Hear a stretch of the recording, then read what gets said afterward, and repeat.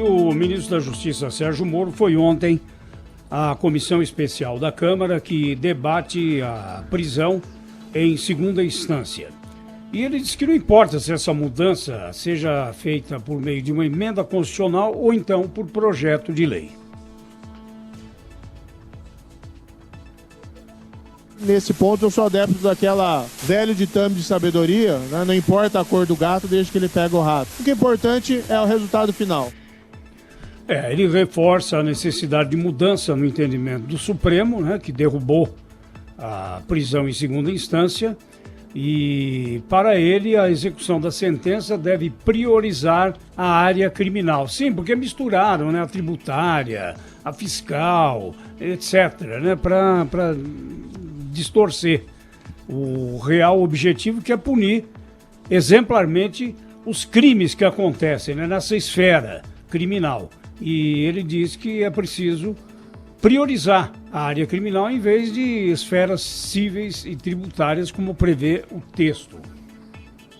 Se não houver condições políticas de aprovar para todos os casos, que se tenha uma alternativa disponível de se aprovar para os casos criminais.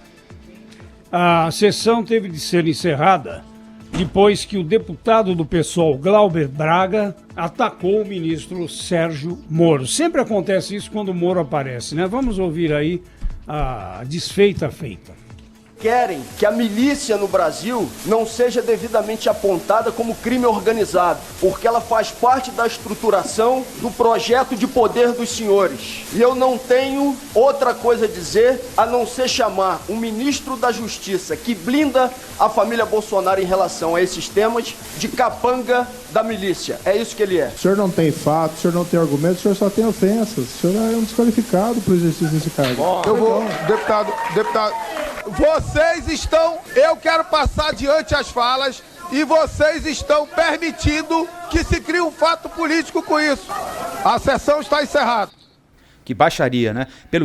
Pelo segundo dia consecutivo, né? O parlamento brasileiro é palco de uma baixaria tremenda, né? Primeiro foi aquele episódio daquela acusação grosseira, vil, daquele indivíduo acusado de espalhar fake news contra a jornalista da Folha de São Paulo, e agora essa grosseria cometida contra o ministro da Justiça por um deputado, né? Gente que tem mandato, que é eleita pelo povo, o sujeito se sente no direito de, né, amparado pela imunidade parlamentar, porque sem imunidade não teria coragem nem de começar a dizer o que disse, porque não tem prova nenhuma para sustentar aquilo, tem a coragem de sentar na frente de alguém contra quem não há nenhuma espécie de acusação, muito pelo contrário, e falar os maiores impropérios como se nada de errado tivesse acontecendo, né? É de uma cara de pau realmente, olha, difícil de se ver por aí, viu?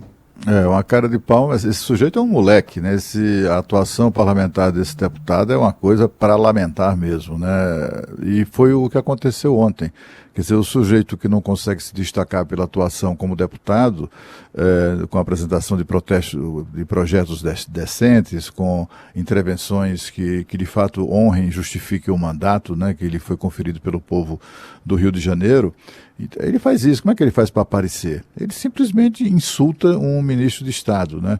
E logo um ministro de reputação absolutamente ilibada, como é o caso do ministro Sérgio Moro. E a gente vê que isso aí é aquela vingança permanente, né, de um grupo político que foi investigado por roubar o país.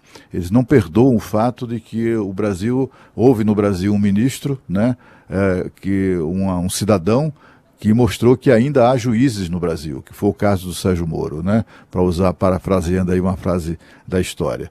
E esse juiz teve a ousadia, né, de simplesmente meter na cadeia, inclusive o ídolo político desse sujeito, que faz parte, que integra um partido que é uma espécie de puxadinho do Partido dos Trabalhadores. É uma lástima, né? De fato, foram 2 dias para esquecer na história recente da Câmara dos Deputados. E não tem jeito, né? O Sérgio Moro tem que ir lá defender a segunda instância. Ele não pode também se furtar a esse compromisso de comparecer, porque senão parece que não está dando apoio. E ele tem um discurso muito alinhado com um anseio de grande parte da população que quer o recolhimento do cárcere daquele que já foi condenado por tribunal colegiado, que já foi condenado 2 vezes, né, por processo criminal.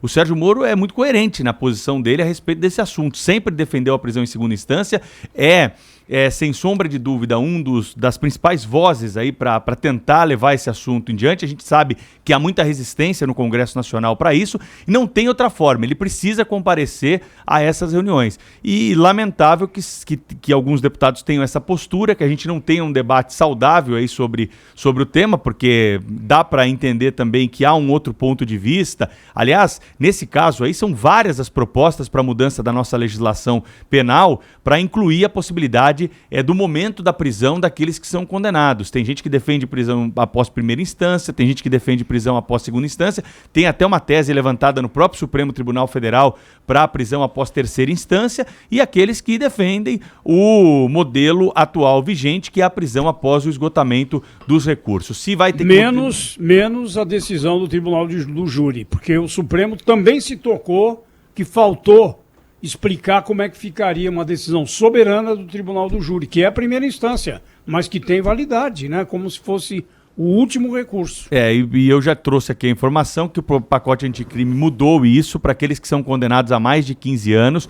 No Tribunal do Júri, o recolhimento é imediato. É a única exceção à prisão após o esgotamento dos recursos, que é o entendimento vigente hoje da Suprema Corte Brasileira a partir da interpretação da Constituição. Então, o debate feito no parlamento é o mais saudável, né? Porém, a gente não pode se furtar de levar alguns personagens importantes, como, por exemplo, o ministro de Estado, que tem uma posição firme e que responde aos anseios, eu disse aqui, de parte da população, para esse debate, porque os deputados vão fazer ali um jogo de encenação, vão ficar provocando, né? E claro que ele se comporta muito bem, mas às vezes tem que ser duro também nas palavras, né? Porque ninguém é de ferro ficar aguentando ali insulto, acusações levianas, ele precisa responder também. Mal, né? Isso acontece com frequência. O pessoal quer depois cortar o vídeo para colocar na internet, né? E aí parece que lacrou. Isso. Né? Aí o deputado vai lá, tem sei lá quantos mil seguidores. É isso. Ele pega ele vai já preparado para isso e não quer nem saber o que está sendo discutido. Vai lá, corta aqueles 30 segundos, edita e joga na internet. Olha, vejam o que eu falei pro Moro. Como se isso fosse alguma grande vantagem, né? Enfim. Aí tem aquelas publicações assim das assessorias, né? Deputado coloca... acaba com não sei quem. Sei quem na parede,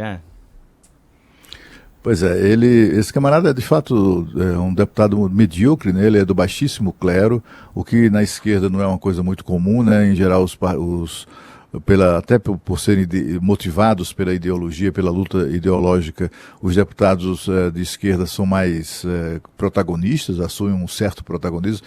Ao contrário, esse deputado, enfim, não tem nenhuma relevância mesmo na Câmara, né?